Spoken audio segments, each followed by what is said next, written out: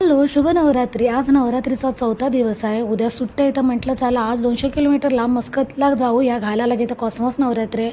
कारण दर्शला भारी चित्ते गेल्या वर्षी आम्ही 6 दिवस गेलेलो सतत. या साईडला ट्रॅफिक इतका जाम झालं होतं की विचारूच नका. आम्हाला खूप लेट झालं कारण सचिनचा वर्किंग डे पण होता. ते सगळं फिनिश केल्याच्या नंतर आलो आणि एवढं लांब यायला तर एक नाही 2 तास आम्हाला लागतातच. बरं तर आलो कॉस्मॉस नवरात्रीला बघितलं तर कारण उद्या सुट्टी असल्यामुळे आज प्रचंड गर्दी होती. आम्ही तिघंजणं चाललेलो तर एका दुसऱ्या ग्रुपमध्ये घुसलो. इथे छोटी खूप छान असा डान्स करत होती.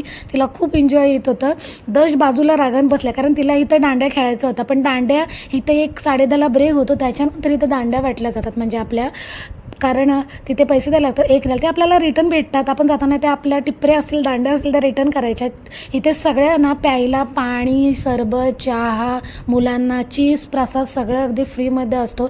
इथली जी कॉस्मॉस नवरात्रीची जे ओनर म्हणा या ती ऑर्गनाईज करतात तर त्यांच्याकडून इथं सगळं असतो. बरं ही नवरात्री सेम तुम्हाला फील देते जशी भारतात कांदिवली बोरवलीला असतो ना तशीच. आम्ही एक साईडला कोपरा निवडला कारण ह्या साईडला एकदम चक्क फेमस गरबा खेळणारी सगळीजणी एकदम ढासून असणारी लोक होती, त्याच्यामुळे आम्ही इकडंच होतं.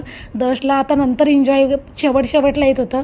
हे 12-12:30ला बंद होतं, 9:30ला चालू होतं, त्याच्यानंतर 12:30ला बंद होतं. तर उद्या सुट्टी होती त्याच्यामुळे आम्ही शेवटपर्यंत थांबलेलो. दर्श पूर्णपणे जेठालाल झालेला.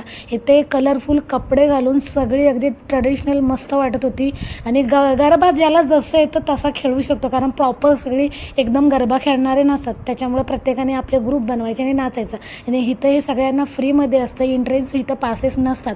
मस्कतला आणखीन एक नवरात्री तिथे पासेस असतात पण इथं तसं नसतं. तर हो, चॅनल नक्की